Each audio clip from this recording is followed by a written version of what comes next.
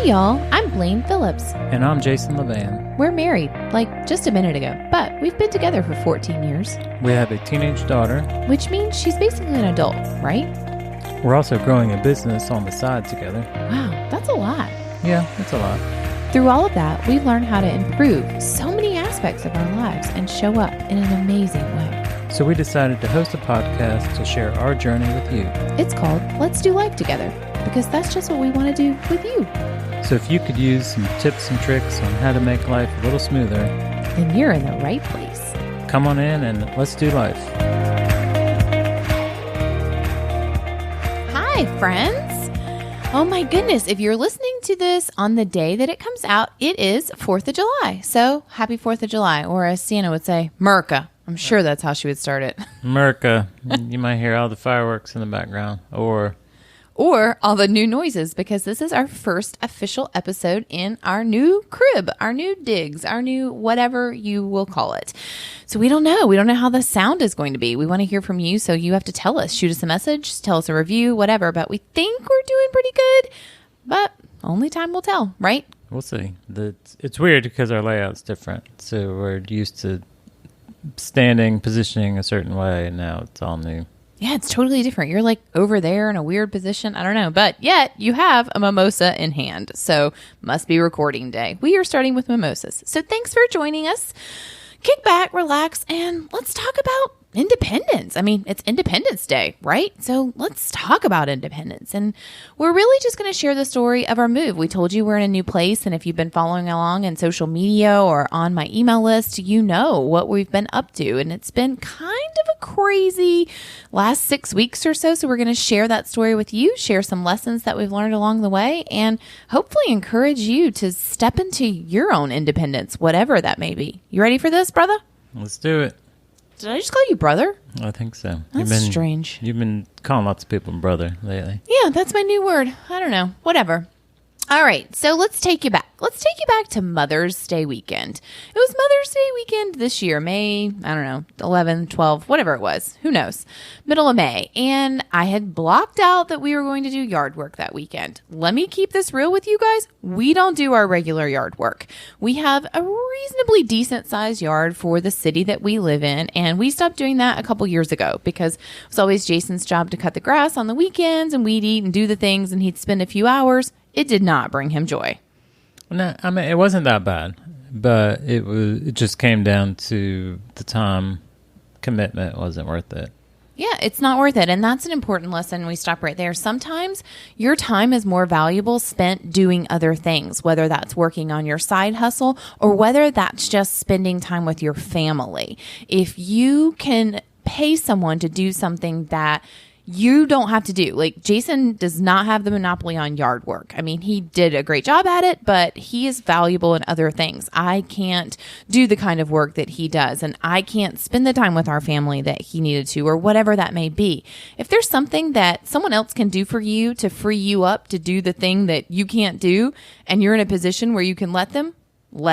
It's okay. Do that. Right. It's okay. But you can, while we're on the theme, I guess you can pay for that little bit of freedom for yourself. Yeah, so we had stopped doing yard work, like the traditional every week, cutting the grass and doing the things kind of yard work, but we'd slated to do the extra things this weekend. We were going to trim the shrubs and get the things off the fence line, and I had requested for Mother's Day that I wanted to build some small planter boxes outside. I wanted a little herb garden. Never been very successful with herbs, but nonetheless, I wanted a couple planter boxes, a little herb garden. We were also slated to pressure wash the house because it was a task that needed to happen. Right? All right. We are ready. We are here for it. We get up that morning. We're dressed. We eat a good breakfast. All right. We're out in the yard. Well, the pressure washer that we had gotten didn't work. We tried and tried. It didn't work. So now I'm already like, ugh, it's hot. It's buggy. Things are biting me. I don't mind sweating, but I don't like to be bitten by bugs, and they freaking love me. But we're out there. We're doing it. We're trimming the hedges, and we look around and we're like 6 hours in. It's all three of us. I mean, let me give Sienna mad props. She's out there right with us because that's the way we've always done with the kids. I mean, since they were little. Yeah. So we're out there and we were pretty much just doing all the kind of cleanup work first. So trimming things back off the fence line and all that stuff before we even got to the task at hand, which was building these planter boxes. Yeah, and it's like 6 hours of just the cleanup work, which is fine. Trust me, I know that this brings some people joy. I get it. It wasn't me. By the time that rolls around, I'm like, and it's time to do the planter boxes, I'm like, I don't want to do that. Like, I don't want to. It's later in the day. And so we finish up, we clean up, we go inside, we take our showers. And that night we had Jason's parents over for dinner. We were just chatting it up. It was Mother's Day weekend. So we were going to treat his mom, and Jason was going to grill out for her and whatever. And he's out grilling, and I'm just telling him, like, we're recapping the day. Like, oh, well, we did this and the pressure washer didn't work out. So I already know in my mind, like, we have to commit another day, at least a few hours, to get a working pressure washer and get out there and do that. Like, I've completely scrapped the planter boxes by this point, but I'm looking out my backyard and I know that there's some more hours worth of work out there. And I'm like, you know what? I just don't want to do it. It does not bring me joy. There was a time in our lives where I enjoyed being out and doing yard work. I spent hours cultivating a garden and had corn and cucumbers and peppers and all the things. And that season has passed for me. Yeah, we bought that house mainly because of the yard, because it was huge. It was basically the biggest you could find in the city here. And it was perfect for that time, that season for us. And it served us well. We've had great parties out there and birthday gatherings and camped out with the kids and done all the things. But the kids are older now and we want to do other things with our time on the weekends. And yard work just ain't one of them. And so I'm like telling this to his parents. And Jason and I have we know where we are is not where we will be forever. We are open to the idea of moving. We are here for it. We're not really sure where we want to go. And we keep tossing ideas about in cities, and we're not sure when and we're not sure where, but we know we won't be here forever. And we've just been thinking bigger. Like, we knew that we wanted to downsize at some point, and we knew we didn't want to live here at some point, but we've been thinking that needed to happen all in one fell swoop. Like, we were going to sell the house and we were going to downsize and we were going to move to the other side of the country. And yes, that is the long-term plan. We'd love to have a little space. Jason, where's your magic space? Tell us now. So if we start with the end in mind, for me, that is San Diego, where we maybe don't even own any cars. We just have a little tiny place and we can walk or scooter around everywhere we need to go. Yeah, but that's big. That's far. That's the complete opposite coast from where we are. California is expensive, and all the steps that it would take to get there. It feels big. And we were like, and that very night while I'm talking to his parents, it just like dawns on me. Why are we approaching this? Why aren't we, I guess is the question, approaching this change that we want to make in our life like we have everything else, by small steps, little layers, one by one? I said to his parents, we don't want a yard anymore. We don't want to do this yard work. We want to downsize. I just want to live in an apartment and see what it feels like in a little space where I can walk downstairs and go out to eat somewhere, a little city feel. I was like, like this city of this called City Center here where we are. I was like, it's like City Center right here in Newport News, Virginia. And then we both kind of stopped. Like, well.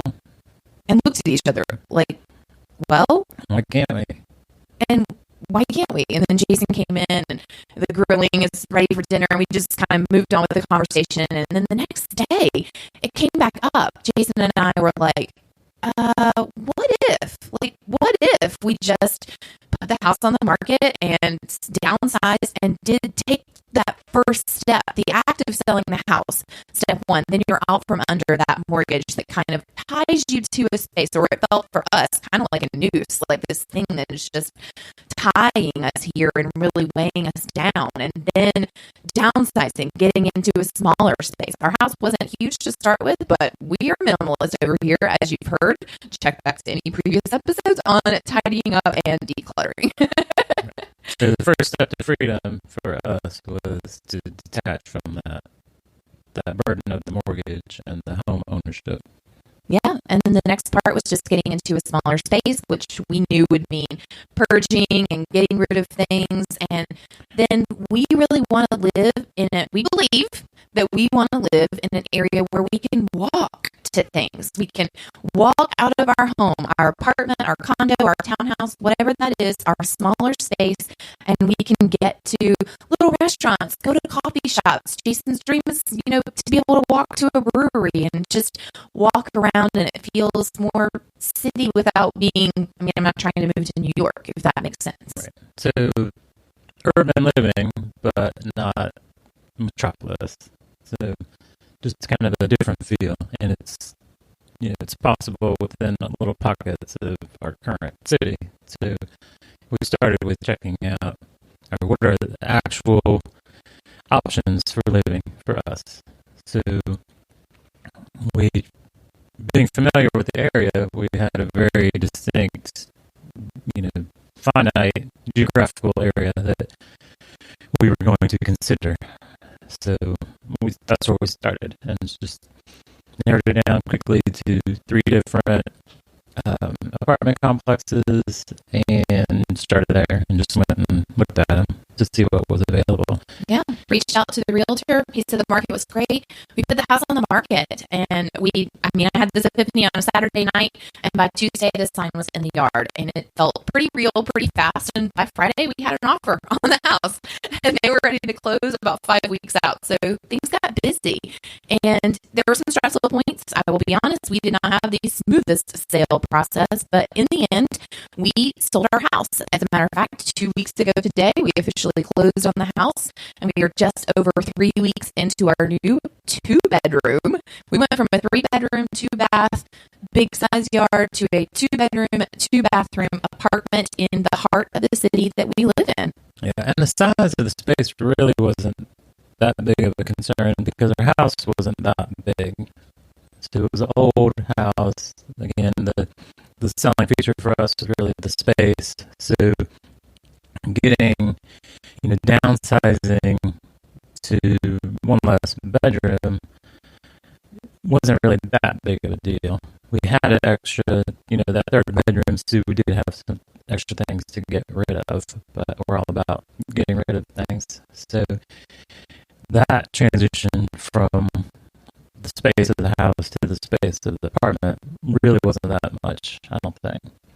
For us, this means we have less space. It means that we can walk to things. It means that when something breaks, I no longer have to stress out about it. I get to call someone and say, hey, this thing doesn't work. For us, it means we don't have to do yard work anymore on the weekends. It's new. These are 6 years old, so it's crisp, it's clean, it's new.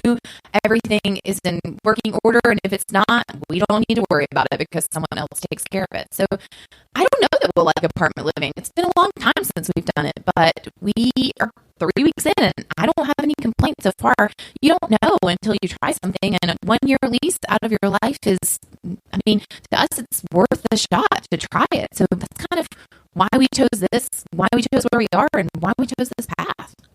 So we knew what we were doing was not typical.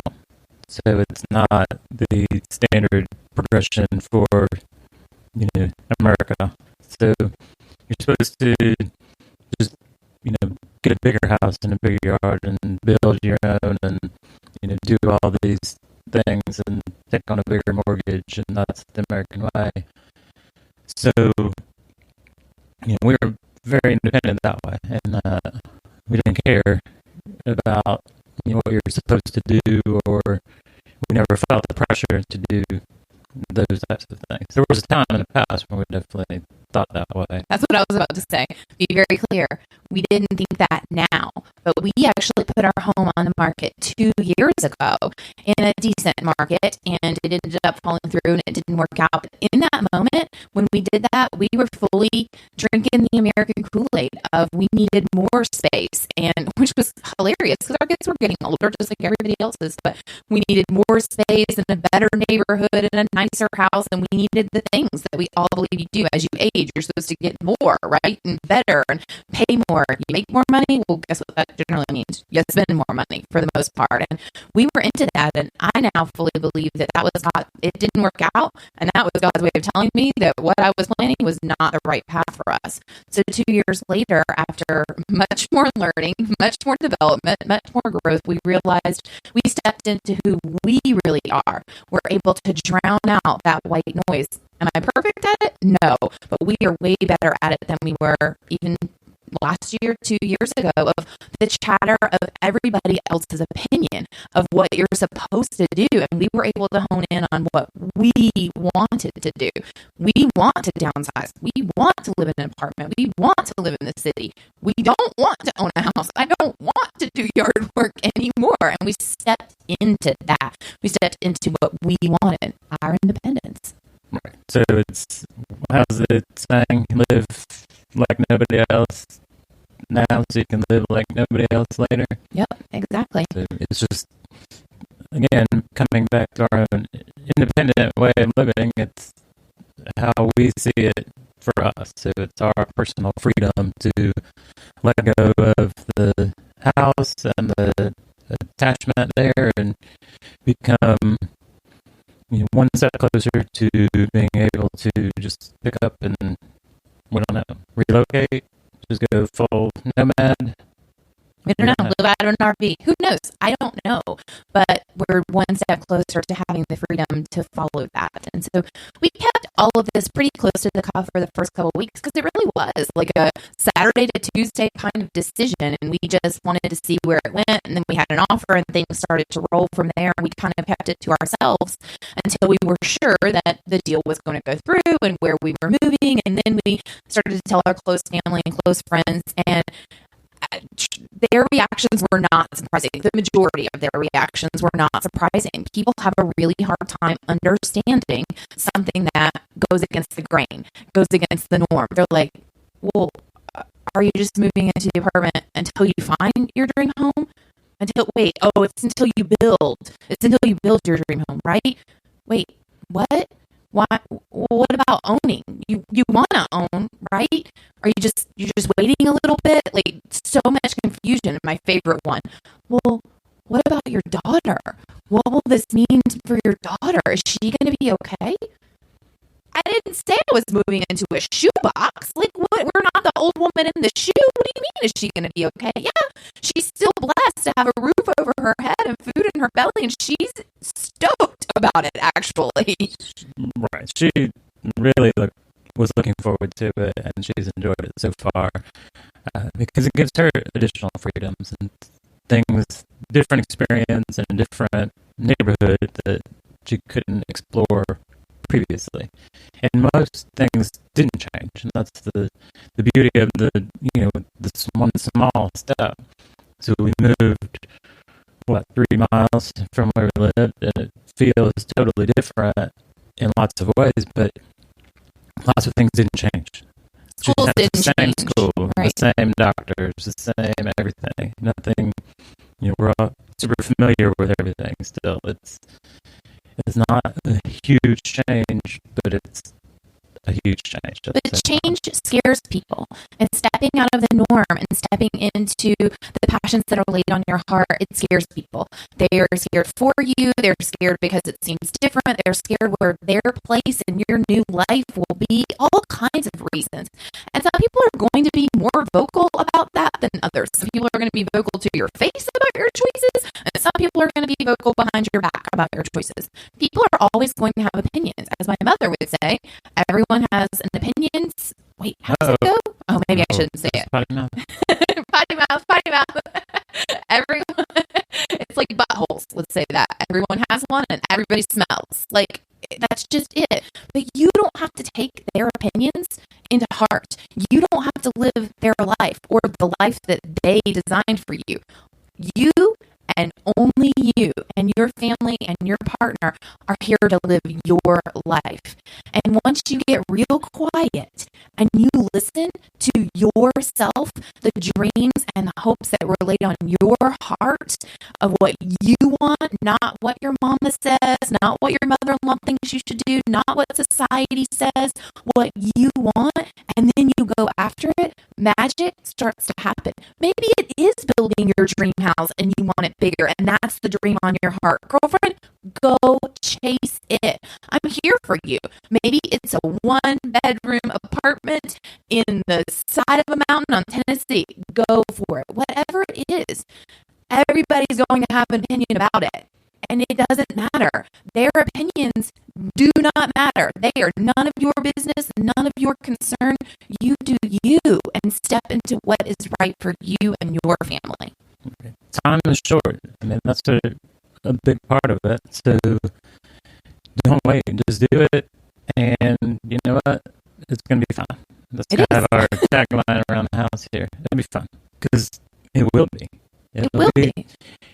You can make a change, make a decision, and maybe it doesn't work out the way that you hoped and expected. Well, change something else. You learned a lesson, and those lessons are invaluable. Chalk it up as a lesson learned. You failed at something. You didn't fail. You just learned that didn't work, and you try a different way. But I think our biggest message to you today is do whatever you want. If you want to change where you live, if you want to change your job, if you want to change your hairstyle, and you're worried about someone else's opinion, because that's the truth. We are often not afraid. We are afraid of what other people will think. That's crap, but it holds us all back. It has held us back. It will probably hold me back again, but I am getting stronger. I am building my fear muscle every day because I'm stepping into the fact that I'm not really afraid. I'm just afraid of what other people will think. Well, those people aren't paying your bills. Let me just tell you. Those people aren't sleeping next to you. Those people are not living your life. Only you can, but you have to live it. You have to step into whatever you want. Maybe that's a 2-bedroom apartment in city center, like us. I'm sure there's room for neighbors. Or maybe it's not. Right. The only opinion that matters is yours. So you have to be comfortable and confident in your own decisions, and don't worry about what anybody else is thinking. Exactly. Who cares? So that's our message today. We wanted to share our story, our recent step into independence on this Independence Day, and empower you to do the same and get quiet and figure out what it is that you want. Don't give a rat's poo about what other people think about it, and go after it, even if it shakes the norm, or if it is the norm, whatever it is, go get it. Speaking of which, I guess I'm going to own this and step into it myself. There's a thing that I've wanted to do for a couple years now, and I know that other people's opinions of it will be strong. Specifically, one person in my life's opinions will be strong. Is it me? It's not you. But I am vowing that I'm going to do that this week. So the only way you're going to know what it is, and if I did it, if I got the courage to do it and not worried, is you're going to have to follow me on Instagram stories because I'm going to share all about it. And it's pretty freaking scary. Hence, I've put it off for 2 years. And it's not scary because it's scared. It's scary because I know judgment comes with it. But how can I not stand here and practice what I preach from my 2-bedroom apartment? So step out into it. Go get what you want and don't give a crap what anybody else thinks about it. Yeah. So happy Independence Day. Go get yours. Go get your taste of freedom and independence and celebrate your decisions. Until next time.